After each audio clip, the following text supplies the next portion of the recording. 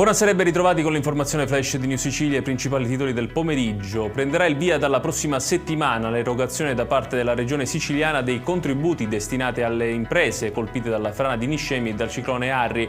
Tutte le domande saranno accolte, il contributo previsto per un massimo di 20.000 euro per ciascuna impresa sarà erogato direttamente ai beneficiari. Cominceremo da Niscemi ma non lasceremo indietro nessuno, le parole del presidente Schifani.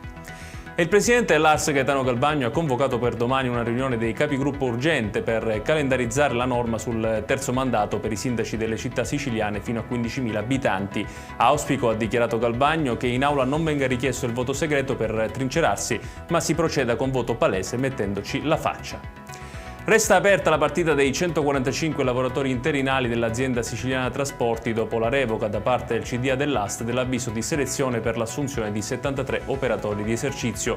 I rappresentanti sindacali hanno incontrato il capo di gabinetto dell'assessore regionale all'economia chiedendo la stabilizzazione degli interinali per via amministrativa. Sarà eseguita domani l'autopsia sul corpo di Elisabetta Boldiar, la 36enne trovata morta 2 giorni fa in un edificio abbandonato di via Domenico Tempio a Catania.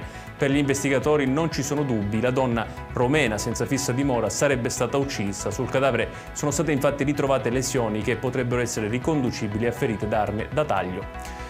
Chiudiamo con il meteo. Nella giornata di domani ancora cieli nuvolosi in Sicilia, maggiori addensamenti previsti sulla costa tirrenica, non sono però previsti rovesci, possibile qualche pioggia sparsa e comunque di debole intensità, leggero incremento delle temperature soprattutto nei valori massimi. Ed è tutto per questa edizione, tutti i dettagli su queste notizie li trovate come sempre sul nostro sito www.newsicilia.it. Grazie per averci seguito e buon proseguimento di serata.